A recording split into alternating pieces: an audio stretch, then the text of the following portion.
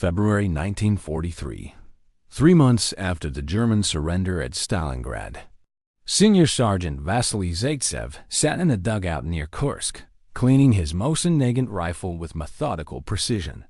Across from him, 4 younger snipers watched his hands move across the bolt mechanism, the trigger assembly, the barrel. They'd requested this meeting. They wanted to learn from the man who'd killed 225 Germans at Stalingrad, who'd trained dozens of snipers, who'd survived when so many others hadn't. Outside, the temperature was 15 degrees below zero. Snow covered everything, had been falling intermittently for 3 days. The forest around them was silent, except for the occasional crack of a branch breaking under ice. Somewhere to the west, maybe 5 miles, maybe 10, German forces were regrouping after their catastrophic losses at Stalingrad. The entire southern sector of the Eastern Front had shifted. The Germans were retreating. The Soviets were advancing. And in the forests around Kursk, a new kind of warfare was taking shape. Zaitsev finished reassembling his rifle, worked the bolt twice to ensure smooth action, then looked up at the younger men. "You asked me here to teach you about hunting SS divisions. Before we discuss tactics, you need to understand what you're facing." The youngest of them, a private named Anatoly Chekhov from a village near Smolensk, spoke up. "They're soldiers, Comrade Sergeant. Like any others." Zaitsev shook his head slowly. "No, not like any others. The SS divisions are different. They're fanatics. They've been indoctrinated since childhood to believe in their superiority, to believe they're an elite. And in some ways, they are. They're better equipped than regular Wehrmacht units, better trained, more aggressive. They don't surrender easily. They don't break easily. If you treat them like regular soldiers, you'll make mistakes that will get you killed." He paused, letting that sink in. "But they have weaknesses. Every elite unit does. Their arrogance makes them predictable. Their aggression makes them take risks. And in forests like these, in winter conditions, their equipment advantages matter less. A bullet from a Mosin-Nagant kills an SS officer just as dead as it kills a regular infantry conscript. The difference is what comes after." Another sniper, Corporal Ivan Sidorenko, asked the question they'd all been thinking. "What do you mean? What comes after?" "When you kill an SS officer, their units react differently than Wehrmacht units. The regular army, they adapt. They take cover, they adjust their tactics, they continue the mission. The SS, they get angry. They want revenge. They'll commit resources to hunting you that a rational commander wouldn't waste. Understanding that reaction, using it, that's how you turn their strength into weakness." Over the next hour, Zaitsev walked them through the principles that would define Soviet sniper operations around Kursk for the next several months. The forests provided natural concealment that the open steppes of Stalingrad hadn't offered. The snow made tracking easier, but also made hiding tracks essential. The cold meant reduced visibility, fog forming in the low areas, frost making equipment malfunction. All of these factors could be advantages if you understood how to use them. The SS divisions moving through this sector are reconstituting after Stalingrad, Zaitsev explained. They're receiving replacements, new equipment, trying to restore combat effectiveness, which means they're training. They're conducting exercises. They're moving in patterns. And patterns are what get you killed. He traced lines on a map spread across the dugout floor. The SS Panzer Corps is operating in this area. Das Reich, Leibstandart, Totenkopf. These divisions have been pulled back from the front line for refitting. They think they're in a relatively safe area. They're wrong. We're going to make them understand that there is no safe area. The tactic Zaitsev outlined was simple in concept, brutal in execution. Small teams of snipers, operating independently, would penetrate German rear areas and target officers, NCOs, and specialists. Not random killing, but systematic elimination of leadership and technical expertise. The goal wasn't body count. The goal was disruption, demoralization, forcing the enemy to divert resources to security that should be focused on rebuilding combat capability. By late February, the plan was in motion. Teams of 2 or 3 snipers moved into the forests west of Kursk, establishing hides in areas where German units were known to operate.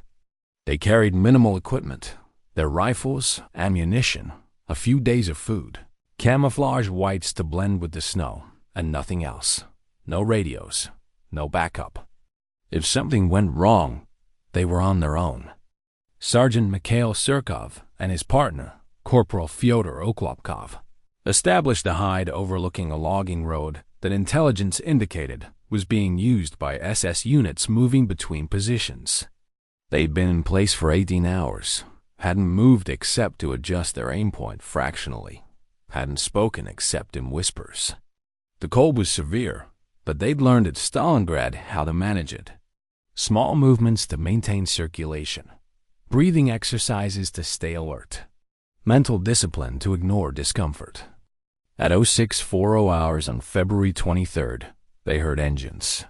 Trucks, multiple vehicles, moving slowly along the icy road.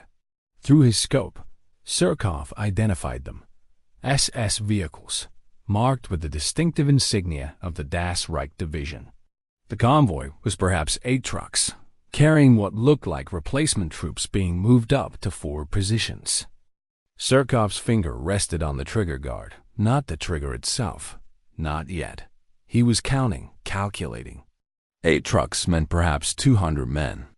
2 snipers couldn't engage that many targets, but they didn't need to. They just needed to pick the right target. The convoy stopped.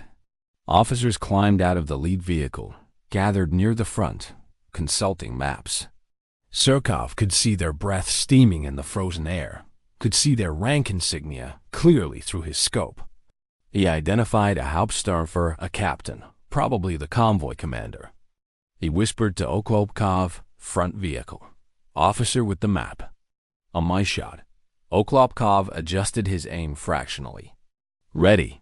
Surkov exhaled slowly, controlling his breath, waiting for the moment between heartbeats. The officer bent over the map, holding position. The shot would be approximately 280 meters.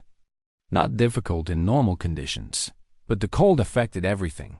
The air density, the powder burn rate, the metal contraction of the rifle barrel. He compensated for all of it. He fired. The officer dropped. Before the sound of the shot had finished echoing through the forest, Oklopkov fired his shot, hitting a sergeant who'd been standing next to the officer. 2 men down in 2 seconds. The SS troops reacted instantly, exactly as Zaitsev had predicted. Instead of taking cover and continuing their mission, they deployed for combat. Soldiers poured out of trucks, officers shouting orders, machine guns being set up. They were preparing to hunt the snipers. Surkov and Oklopkov were already moving. They'd planned their withdrawal route before taking the shots, had prepared 3 fallback positions. They moved to the first position, 200 meters deeper into the forest, and waited. The SS soldiers came searching, moving in loose skirmish lines, checking the forest methodically. They were well-trained, moved with tactical proficiency, used cover properly. But they were also angry, which made them slightly less careful than they should have been. When the first SS squad passed within 150 meters of the second hide, Surkov and Oklopkov each took 1 more shot. 2 more SS soldiers dropped. The reaction was immediate and violent. The entire SS force, perhaps 150 men, opened fire on the forest. Machine guns raked the trees. Rifle fire cracked in every direction. They were shooting at shadows, wasting ammunition, but Surkov understood the psychology. They'd been hit twice now, had lost 4 men including their convoy commander, and they couldn't see their enemy. The frustration was driving them to pointless aggression. Surkov and Oklopkov withdrew to their 3rd position and waited again. But this time, the SS didn't follow. After 20 minutes of firing blindly into the forest, they reorganized, loaded their casualties, and continued their convoy movement. They'd lost an officer and 3 enlisted men, had wasted probably 1,000 rounds of ammunition, and had delayed their movement by nearly an hour, all because of 2 snipers. That night, back at their base camp, Surkov filed his report. It was brief, factual. 4 confirmed kills, SS Das Reich Division. Convoy disrupted. But when Zaitsev read it, he smiled slightly. The SS, they always chase. Every time. Their pride won't let them ignore an attack. You can use that. Over the next weeks, similar actions multiplied across the forests around Kursk. Soviet sniper teams hit German units, withdrew, hit them again. The pattern was always similar. Target leadership. Take the shot. Disappear into the forest. Let the enemy waste time and resources hunting ghosts. But the SS divisions adapted. By March, they'd implemented new security procedures. More patrols in rear areas. Counter-sniper teams equipped with scoped rifles. Restrictions on officer movement in exposed areas. The cat-and-mouse game escalated. Senior Sergeant Lyudmila Pavlichenko, one of the most successful female snipers in the Red Army, with over 200 confirmed kills, operated in the forest north of Kursk during this period. She developed her own methodology, different from Zaitsev's but equally effective. She targeted not just officers but specialists, radiomen, medics, engineers. The soldiers whose loss created operational problems beyond just the loss of manpower. In early March, she and her partner established a hide overlooking an SS assembly area where a panzer unit was conducting maintenance on their tanks.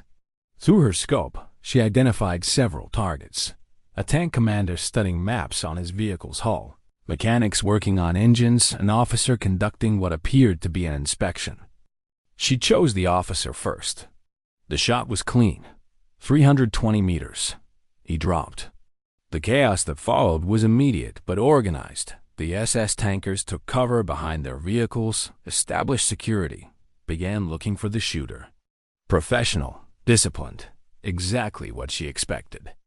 But 30 minutes later, when the officer who'd taken command emerged from cover to organize a response, she shot him too. Now the unit had lost 2 officers in 30 minutes. The psychological impact was greater than the tactical impact. Who would take command next? Who wanted to be the 3rd officer shot? She withdrew without taking additional shots. Sometimes, restraint was more effective than aggression. Let them wonder where the sniper had gone. Let them worry about every exposed moment. By April 1943, the German High Command was receiving reports about the sniper problem around Kursk. The SS divisions were losing officers and specialists at rates that affected combat readiness. Units were implementing security measures that slowed training and movement. The psychological impact was beginning to show German soldiers were nervous in rear areas that were supposed to be safe. The German response was to deploy their own sniper teams, experienced hunters from the Eastern Front, to counter the Soviet snipers. The forests around Kursk became a hunting ground where both sides stalked each other, where the stakes were absolute. You killed your opponent, or your opponent killed you. Sergeant Zaitsev encountered a German sniper team in late April. He'd been tracking an SS patrol for 2 hours, waiting for a shot opportunity, when he noticed something wrong. The patrol's movements were too regular, too predictable. They were bait. He froze in position, scanning the forest through his scope with infinite patience. There.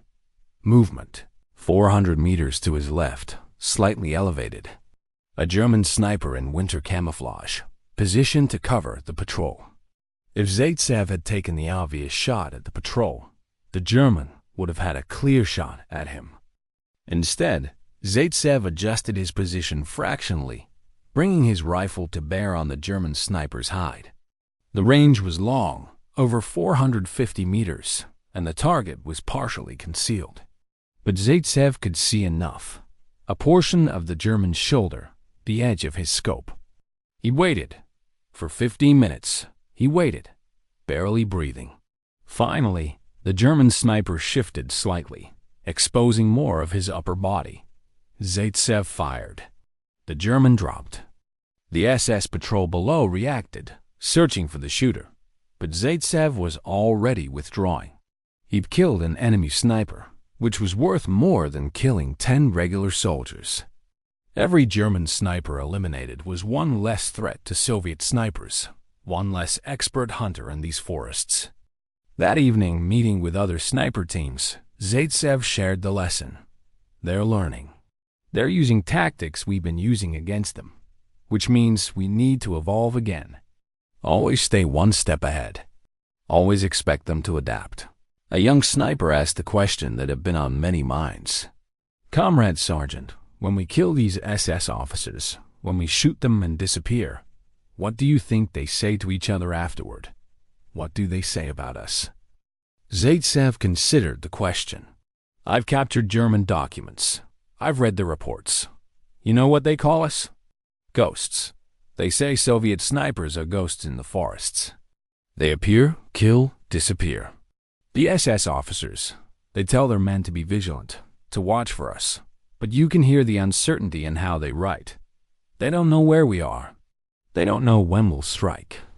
They don't know how to stop us." He paused. "And you know what we say about them? Nothing. We don't need to say anything. We just kill them and move to the next position. Let them talk. Let them worry. Let them waste resources hunting ghosts. Every hour they spend trying to protect themselves in rear areas is an hour they're not spending preparing for whatever's coming next." What was coming next was Operation Citadel, the German offensive at Kursk in July 1943. But that's another story. The months of sniper operations in the forests through winter and spring had done their work. The SS divisions that would participate in Citadel were less prepared, less confident, more nervous than they should have been. The systematic elimination of leadership had forced constant personnel changes. The psychological pressure had affected morale.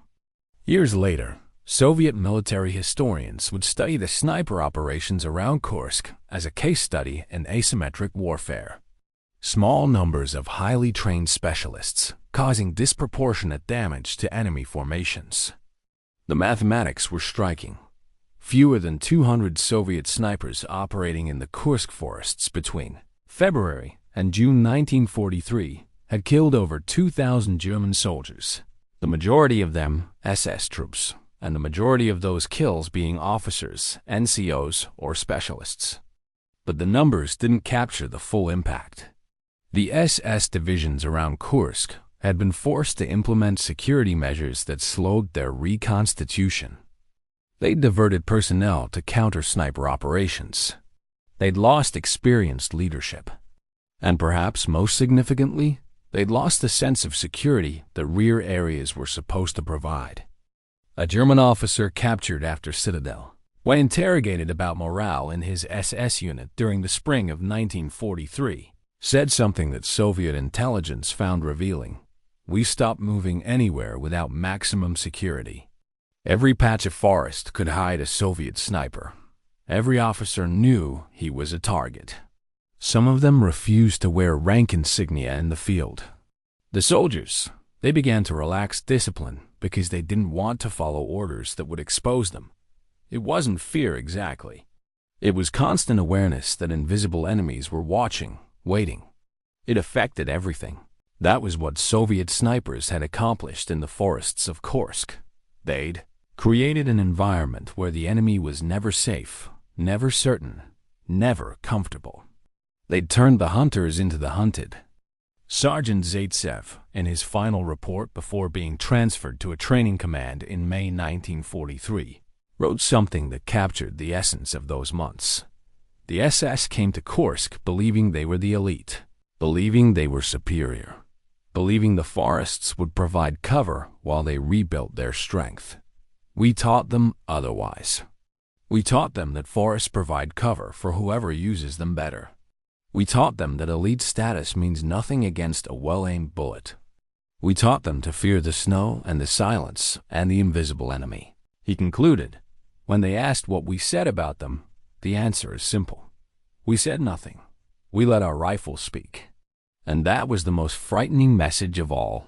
The forests around Kursk in the winter and spring of 1943 became a graveyard for German officers who thought they were safe in rear areas. Soviet snipers, working in small teams with minimal equipment, had demonstrated that no area was safe, that no amount of training or indoctrination could protect you from an enemy you couldn't see. They didn't give speeches. They didn't make declarations. They simply did their work with cold efficiency. And in doing so, they wrote a chapter of the war that German survivors would remember with something approaching dread. The ghosts in the snow, the invisible death that came from nowhere. The Soviet snipers of Kursk.